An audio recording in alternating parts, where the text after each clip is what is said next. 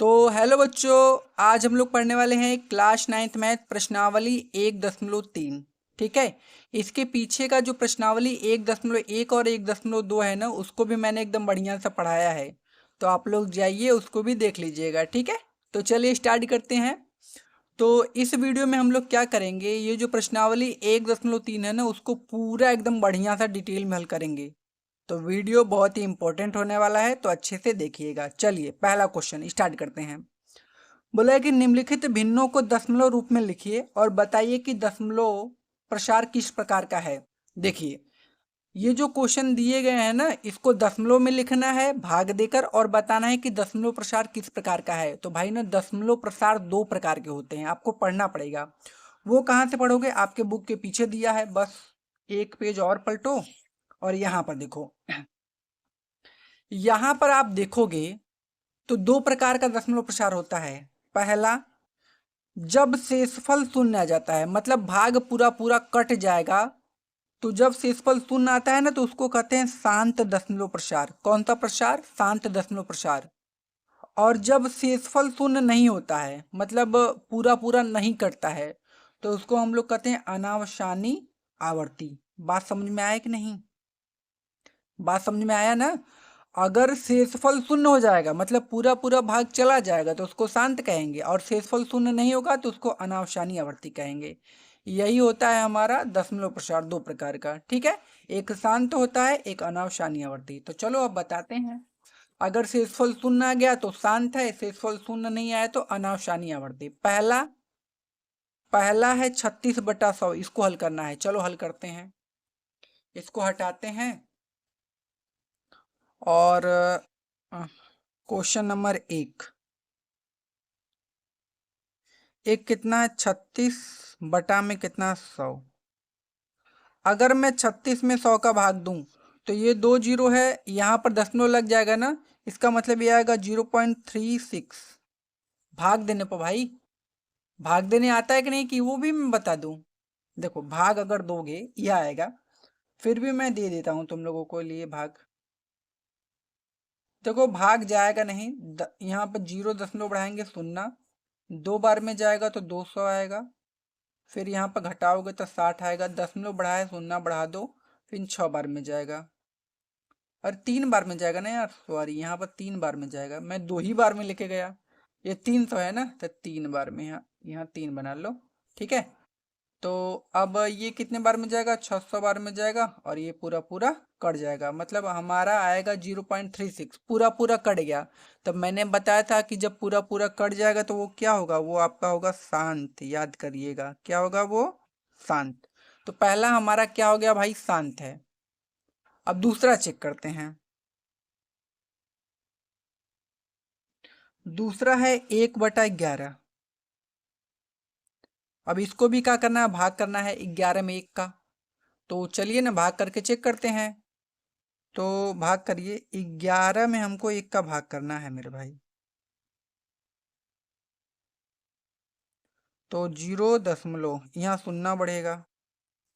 11 में 10 का भाग नहीं जाएगा, नहीं, तो यहाँ पर 0 बढ़ा के 1 0 यहाँ उतार दो। अब जाएगा 11 9 99।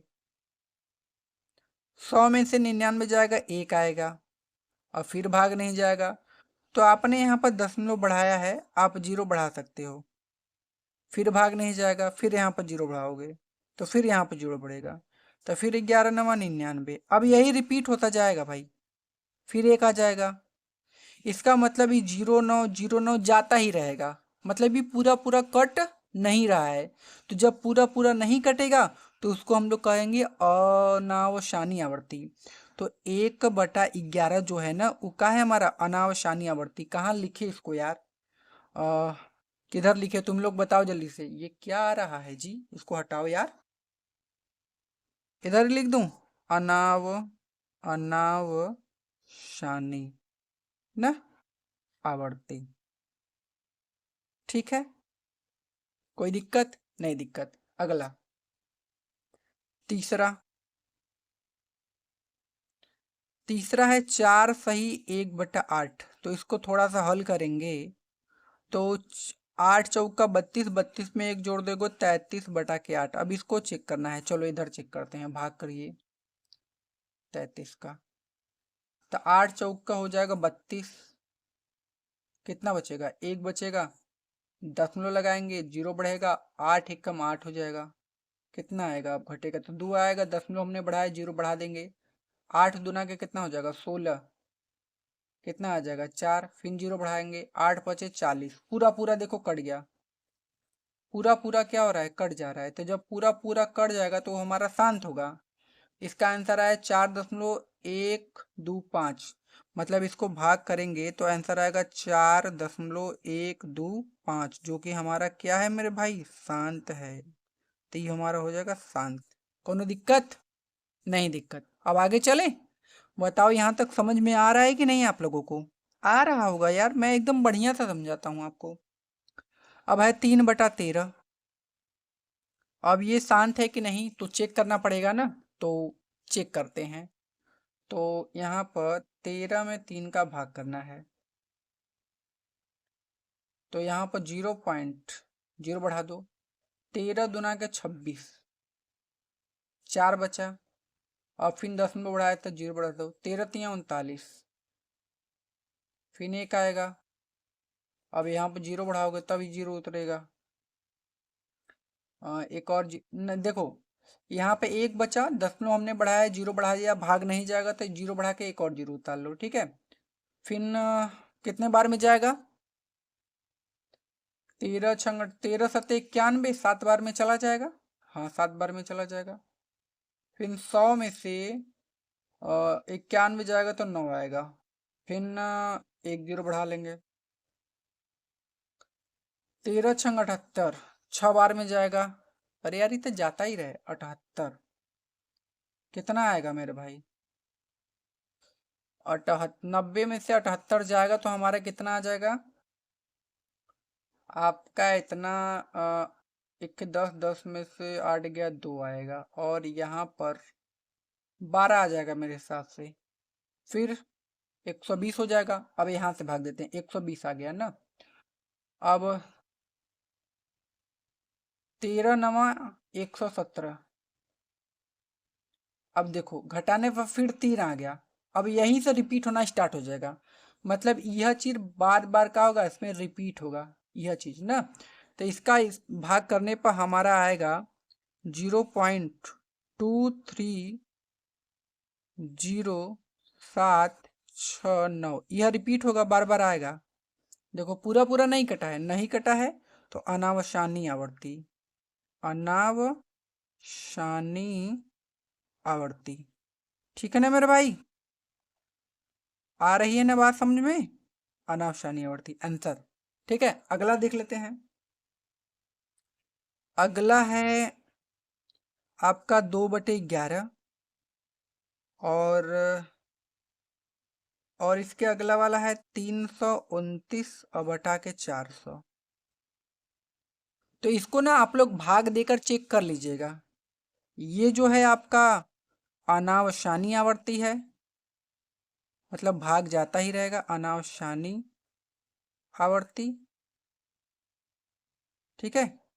और ये आपका शांत है, शांत दशमलव प्रसार। ठीक है।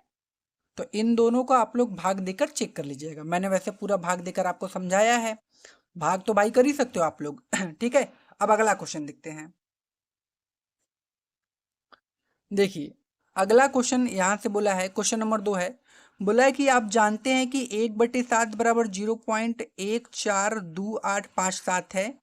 वास्तव में लंबा भाग किए बिना क्या आप यह बता सकते हैं? और क्वेश्चन इधर है, देखो इनको भी इसी जगह आना है कि 2/7, 3/7, 4/7, 5/7 और 6/7 के दशमलव प्रसार क्या है? यदि हाँ तो कैसे? अब संकेत में दिया है 1/7 का मान ज्ञात करते समय शेषफलों का अध्ययन सावधानी से कीजिए। चलो ज्ञात करते हैं। आसान क्वेश्चन है, कोनो डरने वाली बात नहीं है। पहली बात तो ये है। तो ये हमारा हो गया। इसको हम ऐसे कर लेते हैं। क्वेश्चन नंबर 2 देखो एकदम आसान है, तुम ही लोग खुद कहोगे कि हाँ सर आसान है। पहली बात है 1/7 का मान हमको दे दिया है। कितना दे दिया है मेरे भाई? लिख लो उसको। दिया है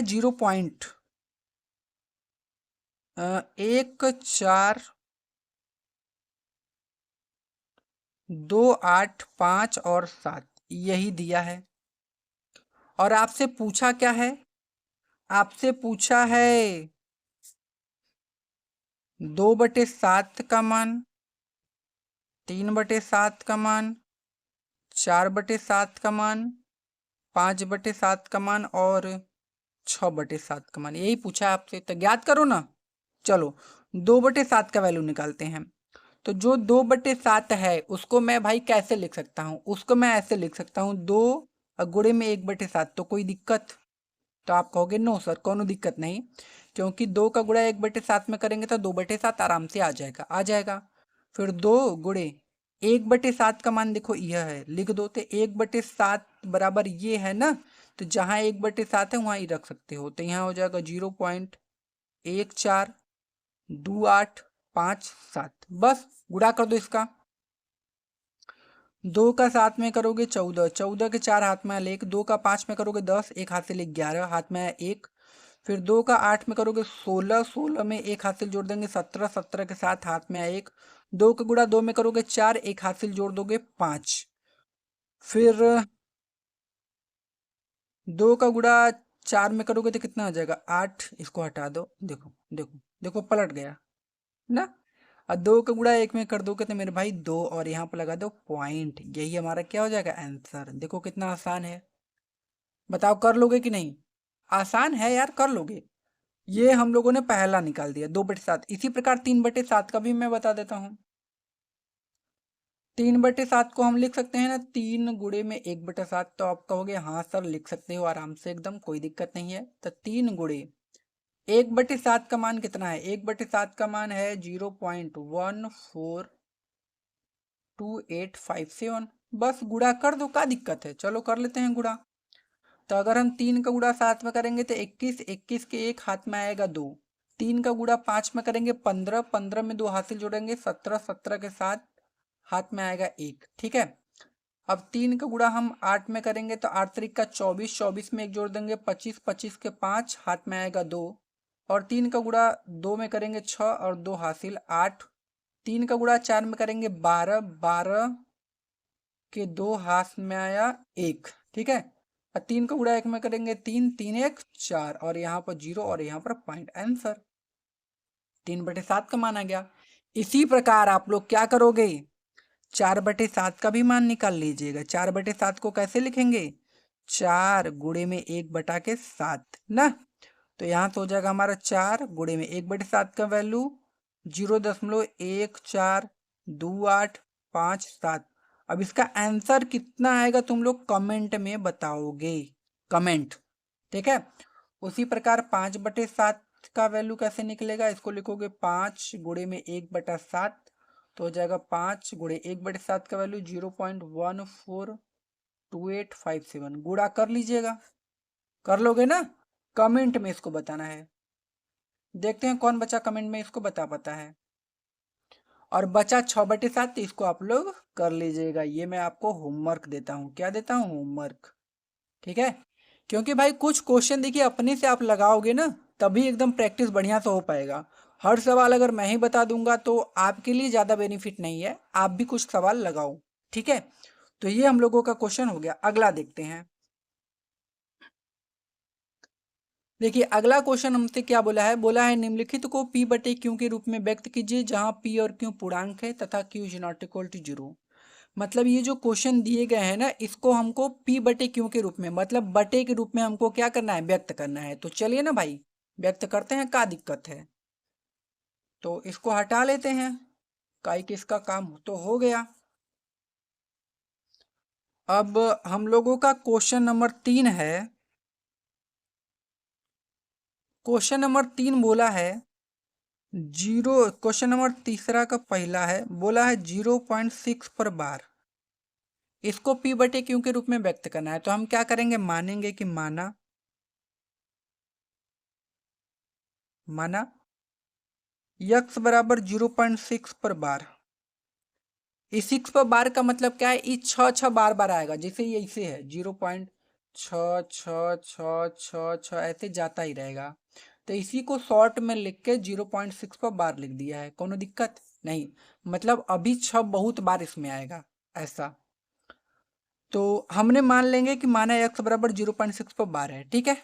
अब क्या करेंगे, दोनों पक्षों में 10 से गुणा कर दो। तो लिखोगे दोनों पक्षों में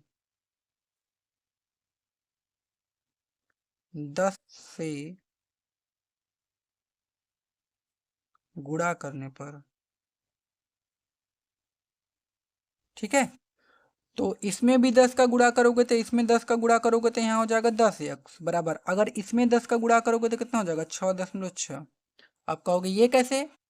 तो भाई देखो, मैंने बताया था कि 0.6 पर बार का मतलब होता है 0.666666 ऐसे जाता रहेगा। तो जब मैं इसमें 10 का गुणा करूंगा तो दशमलव यहाँ है, तो जब मैं 10 का गुणा करूंगा तो ये दशमलव हट के यहाँ लगेगा, तो 6.666 आएगा ना, मतलब 6.6 पर बार आएगा। बात समझ में आ गई।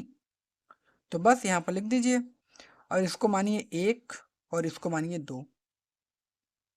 बताओ कोई दिक्कत इसमें नहीं। तो अब हम क्या करेंगे, समीकरण 2 में से 1 को घटाने पर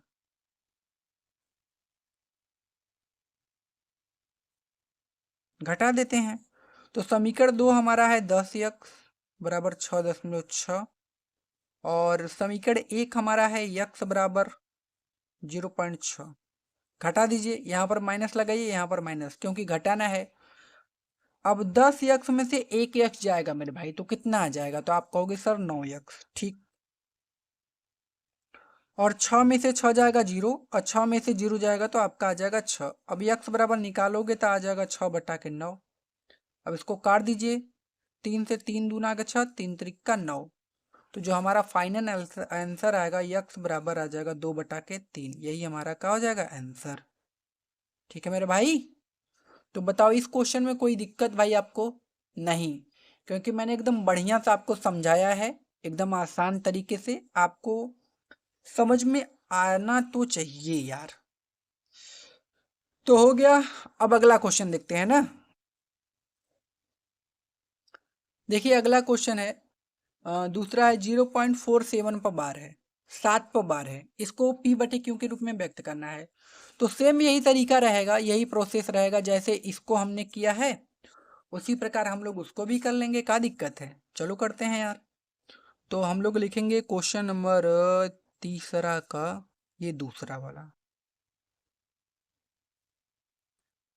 0.47 पर बार, इसका मतलब है कि इसमें 7 बार बार आएगा, ऐसे है 0.477777 और ऐसे जा रहा है 7, इसका मतलब ये है, ठीक है। तो फिर क्या करेंगे, मान लेंगे कि माना x बराबर 0.47 पर बार, ये हमने मान लिया। अब हम क्या करते हैं, पहले इसमें 10 का गुणा कर लेते हैं। तो दोनों पक्षों में, देखिए 2 अंक पर दशमलव है तो 100 का गुणा होगा, एक बार 10 का फिर एक बार 10 का, ठीक है। तो लिखोगे दोनों पक्षों में 10 का गुणा करने पर, गुणा करोगे इसमें तो यहाँ हो जाएगा 10x, और इसमें गुणा करोगे तो हाई वाला दशमलव यहाँ आ जाएगा, मतलब अब आ जाएगा 4.7 पर बार। इसको एक मान लेना समीकरण, ठीक है। अब क्या करोगे, अब इसमें तुम फिर दोबारा 10 का गुणा कर दो, फिर लिखोगे दोनों पक्षों में, दोनों पक्षों में 10 का गुणा करने पर, गुणा करोगे तो क्या हो जाएगा, इसमें 10 का गुणा करोगे तो 100x हो जाएगा, 10 दहा में 100x, और इसमें 10 का गुणा करोगे तो हाई दशमलव इधर आ जाएगा, मतलब ये आ जाएगा 47.7, क्योंकि ये जो दशमलव यहाँ आ जाएगा, अभी यहाँ दशमलव है तो यहाँ आ जाएगा ना। तो समझ में आ रही है कि बात की नहीं। अच्छा, अब तुम कहोगे सर ये दशमलव यहाँ आ जाएगा, तो फिर ये एक सात कहाँ से आ गया, क्योंकि इसके आगे भी कई सात हैं, इसीलिए, ठीक है। इसको मानो समीकरण नंबर 2। अब क्या करना है, समीकरण दो में से एक को घटाने पर।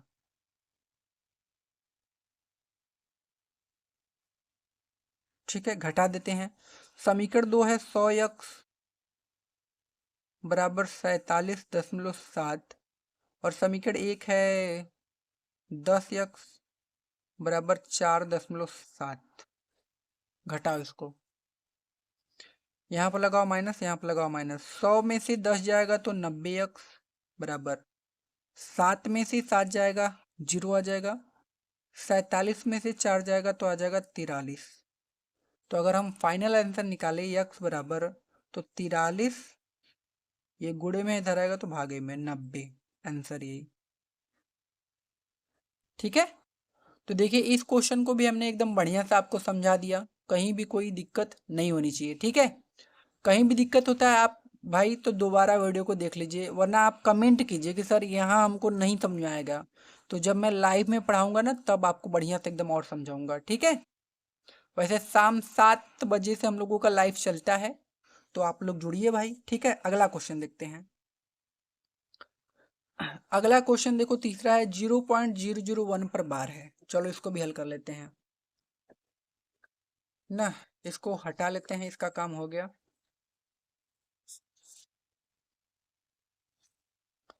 अब हमारा कौन सा क्वेश्चन बचा है? क्वेश्चन नंबर तीसरा का तीसरा ना, 0.001 पर बार। तो मान लेंगे कि माना यक्स बराबर 0.001 पर बार। इसका मतलब क्या है कि ये 0.001 बार बार आएगा, ऐसे आएगा 0.001 फिर 001 फिर 001 फिर 001। मतलब ये जो 001 है यह बार बार रिपीट होगा। समझ में आ रहा है कि नहीं? हाँ। अब क्या करेंगे, देखो 0.3 अंक बाद है तो हम क्या करेंगे इसमें ना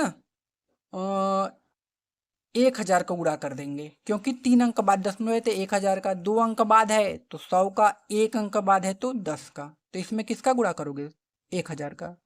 तो लिखोगे दोनों पक्षों में 1000 का गुणा करने पर।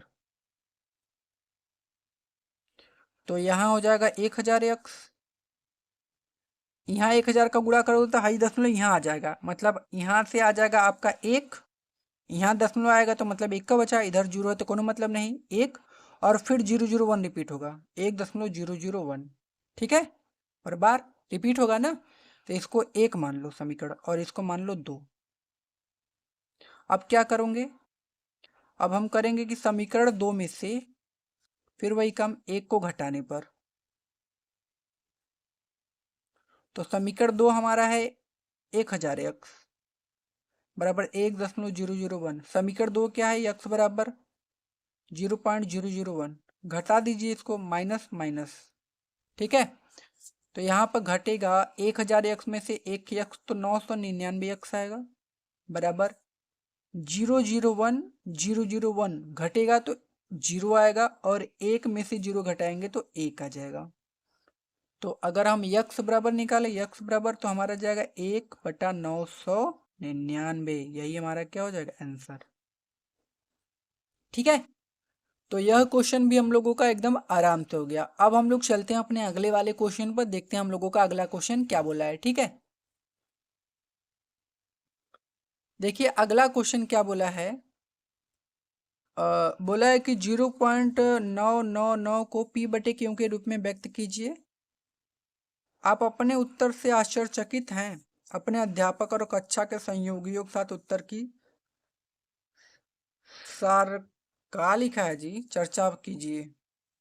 चलो चर्चा कर लेते हैं, मतलब वही p/q के रूप में व्यक्त करना है, इसको भी चलो कर लेते हैं। इसको भी ना, जो क्वेश्चन नंबर 4 है उसको भी हमको p/q के रूप में व्यक्त करना है। ठीक है, तो क्वेश्चन है 0.9999 और ऐसे कई बार आया है। तो मेरे भाई जब ऐसा क्वेश्चन है तो हम इसको क्या लिख सकते हैं? हम इसको लिख सकते हैं 0.9 पर बार यह 9 बार बार आ रहा है, लिख सकते हैं ना। तो हम मानेंगे कि माना यक्स बराबर 0.9 पर बार। कोई दिक्कत नहीं, दिक्कत। अब क्या करेंगे, 10 का गुणा कर देंगे, इसको मान लेंगे समीकरण 1। ठीक है, तो लिखेंगे दोनों पक्षों में, दोनों पक्षों में 10 का गुणा करने पर, गुणा करोगे तो क्या होगा, अगर हम गुणा करें इसमें तो यहाँ से हो जाएगा हमारा 10x, और इसमें 10 का गुणा करेंगे तो ये 10 यहाँ आ जाएगा, यहाँ। तो ये 9.9 पर बार हो जाएगा ना, इसको समीकरण 2 मान लेंगे। अब क्या करेंगे हम, समीकरण 2 में से एक को घटा देंगे, समीकरण 2 में से एक को घटाने पर, ठीक है, घटाइए। तो यहाँ हो जाएगा 10x बराबर 9.9, और यहाँ हो जाएगा x बराबर 0.9। घटा दीजिए, यहाँ माइनस यहाँ माइनस, 10x में से एक x घटाएंगे तो आएगा हमारा 9x, और 9 में से 9 घटाएंगे 0, और 9 में से 0 घटाएंगे तो कितना आ जाएगा 9। भाई 9 से 9 काटेंगे तो कितना आ जाएगा 1, तो x बराबर आंसर कितना आ जाएगा 1 आंसर।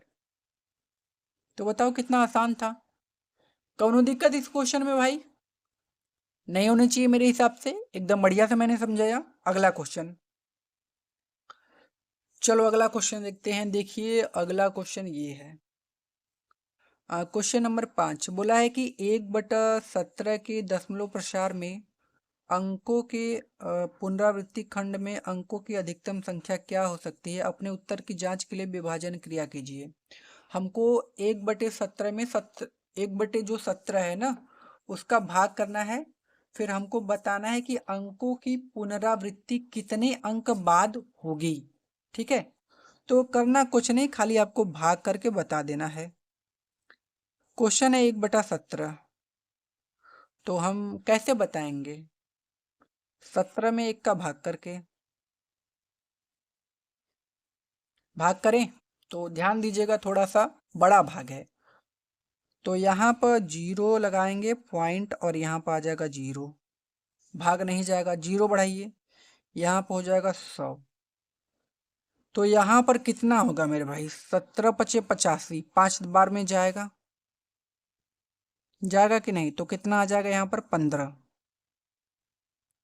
फिर 0 बढ़ा देंगे, 10 में हमने बढ़ाया, 17×7 = 119, 17×8 = 136, 17×8 = 136, तो 150 में से 136 जाएगा तो 14 आ जाएगा, फिर 0 बढ़ा देंगे, फिर 17×8 = 136 हो जाएगा, फिर 4 आ जाएगा घट के, 140 में से 136 जाएगा 4, फिर 0 बढ़ा देंगे, फिर 17 दूना के 34 हो जाएगा, 40 में से 34 जाएगा 6 आ जाएगा, फिर 0 बढ़ा देंगे ना, भाग करना है। 17×3 = 51,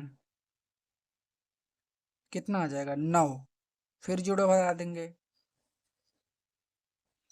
फिर 17×5 = 5, फिर कितना आ जाएगा 5, फिर 0 बढ़ा देंगे, फिर 17 दूना के कितना हो जाएगा 34,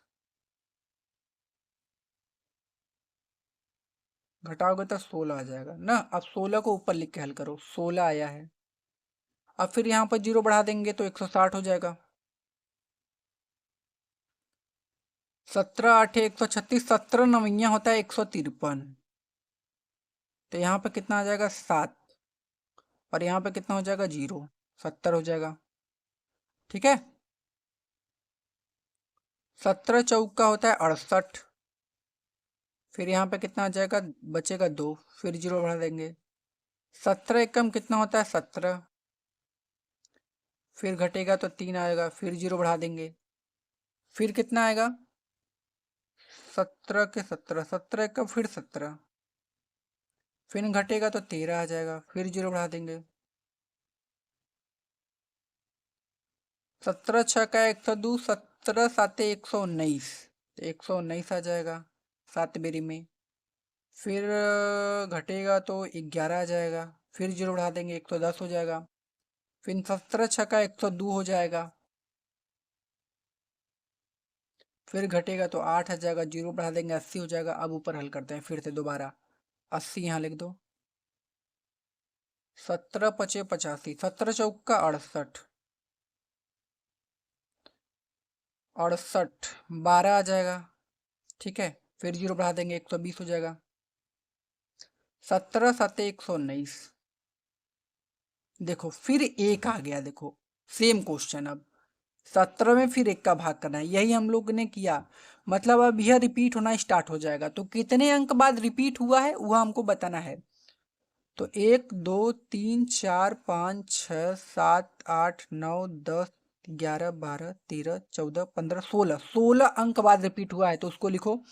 एक बटे जब इसका भाग करेंगे तो हमारा है 0.0588, और कितना आया है, 2 3 आया है, 5 2 आया है, 9 4 आया है, 11 11 आया है, 1 1 आया है, 7 6 आया है, 4 7। पूरा लिख लिया ना। 1 2 3 4 5 6 7 8 9 10 11 12 13 14 15 16, यह रिपीट होगा, इस पे बार लगा दो। तो अंकों की जो पुनरावृत्ति है उस 16 अंक बाद होगी, आप लिख लीजिएगा, ठीक है। आंसर पूरा भाग देकर बढ़िया से लिखिएगा, ठीक। चलो अगला क्वेश्चन लगाते हैं। अब हमारा है क्वेश्चन नंबर 5वां तो हो गया, 6वां देखिए। बोला है कि p बटे q के रूप की परिमेय संख्या के अनेक उदाहरण दीजिए। मतलब हमको परिमेय संख्या का उदाहरण लेना है, और p और q पूर्णांक है जिनका एक के अतिरिक्त कोई अन्य उभयनिष्ठ गुणनखंड नहीं है। मतलब हमको p और q ऐसा लेना है, पूर्णांक लेना है जिसका एक से ज्यादा उभयनिष्ठ गुणनखंड न हो, मतलब HCF एक है, ठीक है। जिसका शांत दशमलव निरूपण है, जो शांत भी हो, ये भी हमको बताना है। क्या आप यह अनुमान लगा सकते हैं कि क्यों को कौन सा गुण अवश्य संतुष्ट करना चाहेगा? तो यही हमारा क्वेश्चन है। तो हमको क्या करना है कि उदाहरण लेना है p बटे क्यों का, मतलब परिमेय संख्या का। चलो लेते हैं ना। तो हमको परिमेय संख्या का अनेक उदाहरण लेना है, क्वेश्चन नंबर 6 में ले लेते हैं। तो पहला ले लेते हैं परिमेय संख्या 2/7 ले लेते हैं। नहीं 7 नहीं, वो क्या होना चाहिए, शांत भी होना चाहिए। तो नीचे 5 लेंगे तभी शांत होगा, तो नीचे 5 लो। अब देखो 2/5 है वो शांत भी है, परिमेय संख्या है, और p और q का उभयनिष्ठ गुणनखंड 1 आएगा, ठीक है। एक के अतिरिक्त कुछ नहीं आएगा। दूसरा उसी प्रकार से ले लो आप। जैसे दूसरा अगर आप लेना चाहो तो आप 7/2 ले लोगे। 7/2 भी क्या है, हमारा शांत है, और परिमेय संख्या है, और एक से ज्यादा उभयनिष्ठ गुणनखंड नहीं आएगा, ठीक है। आप ध्यान देना, ऊपर कुछ भी लिखना लेकिन नीचे 5 और 2 के अलावा कुछ मत लिखना, ठीक है। तीसरा लेते हैं। तो अगर हम तीसरा लेंगे तो क्या हो जाएगा हमारा तीसरा। तीसरा अगर हम लेते हैं तो हम लोगों का आ जाएगा ऐसा कि कौन सा ले, हाँ 9/5 ले लेते हैं, ठीक है। ऐसे ही आप कई ठे उदाहरण ले लो। फिर 13/2 ले लो, ठीक है। बस इतना बहुत है। आप ध्यान देना, ऊपर कुछ भी लिखना लेकिन नीचे 5 और 2 के अलावा कुछ मत लिखना, ठीक है। बस यही आंसर हम लोगों का। अगला क्वेश्चन देखिए। अगला क्वेश्चन क्या बोला है कि ऐसी 3 संख्याएं लिखिए जिनके दशमलव प्रसार अनावशानी आवर्ती हो। अनावशानी आवर्ती का मतलब वो जाता ही रहे। चलिए लिखते हैं ना। हमको ऐसी 3 संख्याएं लिखनी है जो का हो, अनावशानी हो। तो क्वेश्चन नंबर है, क्वेश्चन नंबर हम लोग लिख देते हैं कौन सा क्वेश्चन है जी। क्वेश्चन नंबर 7 है।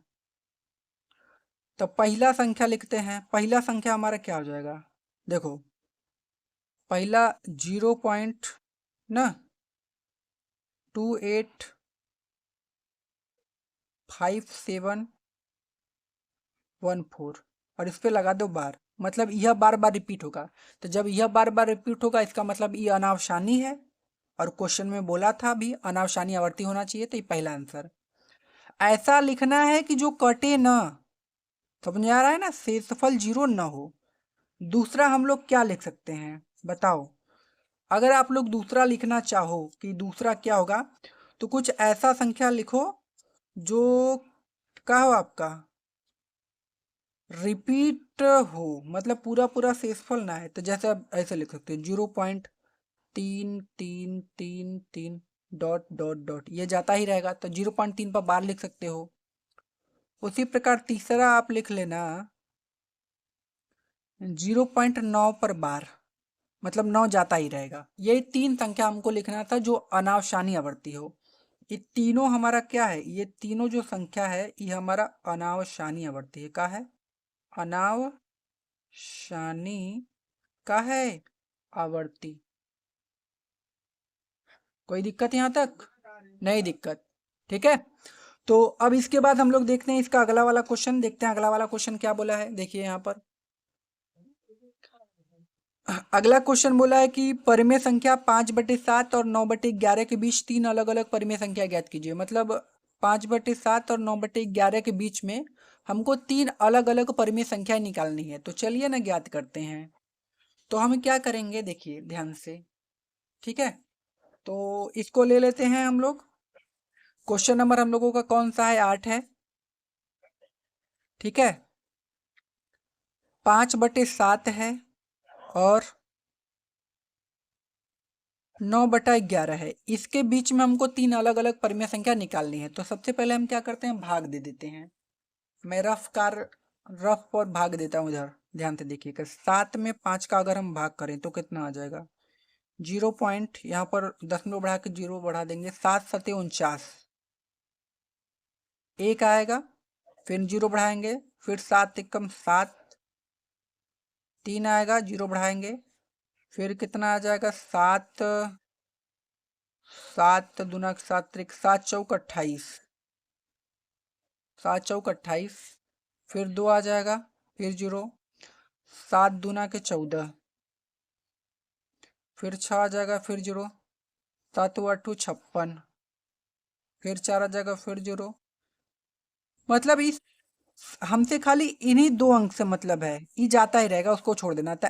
कुछ इसी प्रकार से लिख देना ना, 0.7142 ऐसे लिख देना। हमको खाली इन्हीं दो अंक से मतलब है, इन्हीं दो अंक के बीच का लिखना है। तो यहाँ पर हम लिख देंगे कि 5/7 को जब हम लोग हल करेंगे तो हमारा आएगा 0.7142 और आगे कुछ आता रहेगा, ठीक है। और 9/11 को भी हल कर लो, तो 11 में 9 का भाग कर लो, तो 0.10 लो, 11 8 88, 2 बचेगा, फिर 0, 11 कम 11, फिर कितना होगा 9, मतलब यह चीज रिपीट होगा, 0.818181 रिपीट होगा। तो जब हम इसका भाग करेंगे और 9/11 का, तो हमारा आएगा 0.818181, यह जाता ही रहेगा, ठीक है। अब हमको इसके बीच का संख्या लिखना है, तो इसके बीच का संख्या लिखना है तो आप ध्यान दीजिएगा, 0.71 है और 0.81 है। तो 7 मतलब आप मान सकते हो कि 71 और 81 के बीच का संख्या लिखना है आपको, ठीक है। तो तीन संख्या लिखनी है, तो लिखो पहला संख्या। तो हम लिखेंगे 0.71 के आगे जाओ थोड़ा सा, 73 ले लो, तो 73 ना, और 73 ले लो, ठीक है। और भी आगे कुछ ले सकते हो आप, जैसे 7 3 हो गया, अब आगे ले लेना 6 7 5, और ऐसे जाता रहेगा, ठीक है। अब आगे थोड़ा सा ले लो, दूसरा ले लो, इसके बीच का लिखना है, ध्यान देना है, इसके बीच का। तो 0. अब 75 ले लो, 750 7500, ऐसे आगे अब जाता रहेगा।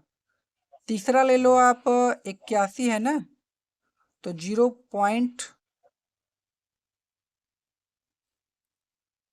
परिमेय संख्या निकालनी है आपको।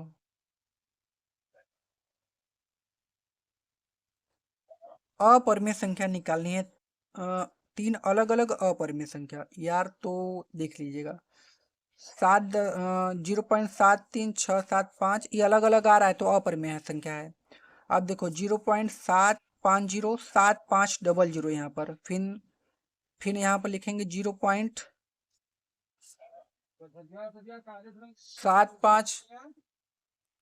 ठीक है, तो देखिए अपरिमेय संख्या निकालना है तो आपको एक बात का ध्यान देना होगा कि जब भी संख्या आप लिखिएगा तो अलग अलग संख्याएं हो, जैसे रिपीट ना होने लगे। अगर रिपीट होने लगेगा तो परिमेय होगा, तो अलग अलग, जैसे 0.750, फिर उसके बाद 7500, फिर उसके बाद 75000 लिखो। अब ऐसे ही छोड़ दो, तभी देखो एक का नहीं आ रहा है, ये बदल बदल के आ रहा है अलग अलग, तो इसका मतलब ये अपर में है। अब आगे 75 लिख लिया। अब 81 से पहले ही आना है तो 78 लिख लो। 0.78 ना, 0, फिर 7800, फिर 78000, फिर 7 और ऐसे छोड़ दो डॉट डॉट डॉट बना के। तो ये तीनों हमारा अपरिमेय संख्या है, इसके और इसके बीच में लिखना है। तो बताओ ये क्वेश्चन समझ में आया कि नहीं? आसान सा क्वेश्चन है, एकदम बढ़िया समझ लीजिएगा। ठीक है, तो ये 3 हमने अपरिमेय संख्याएं निकाल दी। अब आगे चलते हैं। आगे बोला है कि क्वेश्चन नंबर 9 है, बोला है कि निम्नलिखित में बताइए कौन कौन सी संख्याएं परिमेय है और कौन कौन सी अपरिमेय। मतलब परिमेय और अपरिमेय संख्याएं पहचाननी है। आसान है भाई। ठीक है, तो चलो लिख लेते हैं। क्वेश्चन नंबर 9 है। पहला है रूट में 23, बताना है कि कौन संख्या है, परिमेय है कि अपरिमेय। दूसरा है रूट में 225। तीसरा है 0.3796। चौथा है 7.478, फिर 478, फिर यह बार बार रिपीट हो रहा है। अगला है 1.10, फिर 100, फिर 10000, फिर 140, फिर 1 और ऐसे जा रहा है। तो इन सभी में हमको बताना है कौन परिमेय संख्या है कौन अपरिमेय संख्या। ठीक है, तो चलिए ना बताते हैं आपको। देखिए रूट में 23 परिमेय है कि अपरिमेय। देखिए रूट में 23 ना अपरिमेय है। अब आप पूछोगे सर ये अपरिमेय ठीक है, लेकिन कैसे अपरिमेय है थोड़ा सा बता दीजिए। तो देखिए जिसका वर्गमूल हम लोग निकाल लेंगे वो संख्या हमारा हो जाएगा परिमेय, और जिसका नहीं निकाल पाएंगे वो क्या होगा, अपरिमेय। इसका मतलब क्या है कि अगर रूट में कोई भी संख्या है और उसका वर्गमूल निकल जाएगा तो वो परिमेय संख्या होगी, और नहीं निकलेगा तो अपरिमेय। 23 किसी का वर्गमूल नहीं हो पाएगा ना, इसीलिए क्या होगा, अपरिमेय संख्या। अब जैसे रूट में 225 है, 225 का वर्गमूल होता है 15, इसका मतलब ये क्या होगा, परिमेय संख्या। तो जिसका भी वर्गमूल निकलेगा वो क्या होगा आपका, परिमेय संख्या। जिसका नहीं निकलेगा वो अपरिमेय संख्या। ठीक है, अब देखिए 0.3796 पूरा पूरा कट गया, मतलब यो का है परिमेय संख्या।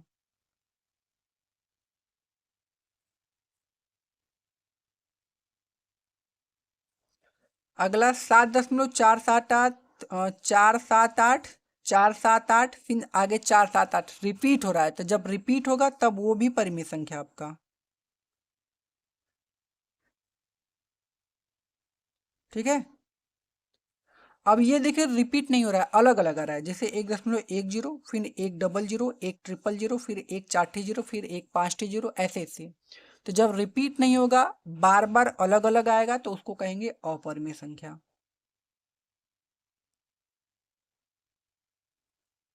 क्या होगा वो, अपरिमेय संख्या। तो मैंने पूरा एकदम बढ़िया सब पढ़ा दिया आपको। ये प्रश्नावली आप लोगों की होती है ख़त्म भाई। तो अगर आप लोगों को ये वीडियो थोड़ा सा भी अच्छा लगा हो तो प्लीज़ वीडियो को लाइक शेयर कमेंट कीजिएगा और हमारे चैनल को सब्सक्राइब कर लीजिएगा। ठीक है, तो मिलते हैं अगले वीडियो में, तब तक के लिए धन्यवाद भाई।